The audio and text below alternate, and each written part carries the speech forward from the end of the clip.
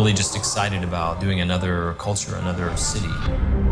And so that's why we wanted to move down to Karnaca. My wish was to go at the edge of this world in a city where the sun is impacting a lot the mood.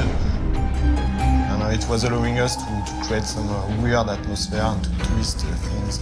I proposed Karnaca because to me it was really, really different. It's closer to the equator, there's more vegetation, it's more of a blended culture. The atmosphere is way more dense. It's based on a photo trip I did in Long Beach, Los Angeles, where at sunset the sun makes the atmosphere coming really thick. The sun is super weird.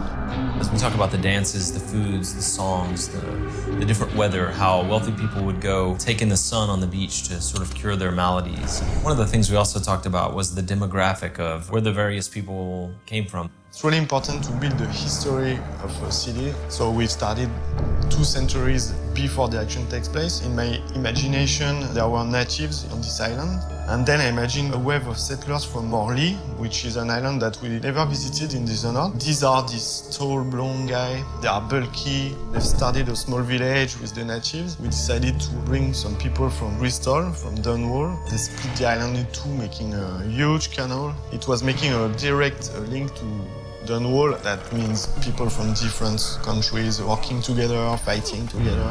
It was a nice setup for the story of the game. So we were done with the shape, the land mass around the city. It was time to bring this industrial flavor that everyone was in love with in Dishonored 1. I was pushing to have something really unique. So that's why we have this giant peak. What if we have wind that goes through this giant peak and have shaped a wind corridor? My first idea was to set up silver quarries there. And what if we put a district there where people suffer? Imagine how they think and how they survive. In this district that brought a lot of different structures, like the windbreaker, the way the blocks in the district are shaped in diamond shape to funnel the wind, to break the wind. The giant mills, it ends up with something really, really cool, story-wise and visually. We've focused a lot more on verticality. When you travel to Karnaca in Dishonored 2, you'll see the contrast on the rooftops. There are far fewer of the A-frame roofs, and instead you have a flatter rooftops. Obviously has gameplay ramifications. It adds so much freedom to the original experience. Now you can access the roof with blink, the balconies, or you can take the stairs, or you can climb on the light poles. The fact that you have more space to play in, I think it's a good thing.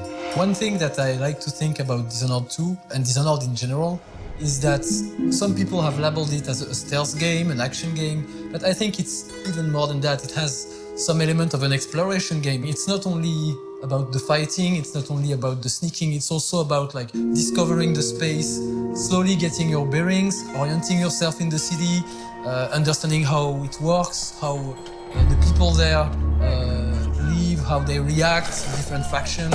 The fact that there are neutral factions also allows the player to explore without fearing to be attacked, which is a good thing because the artist has done such great objects, totally typical to Dishonored. At Arcane, we focus a lot on the really small details in the world. You can sneak, enter apartment and review what's there. For example, the typewriter that everyone is loving. People really love when it's functional, and now if you press spacebar, you hear the sound, you see it moving. We design each object so they can be built in real life.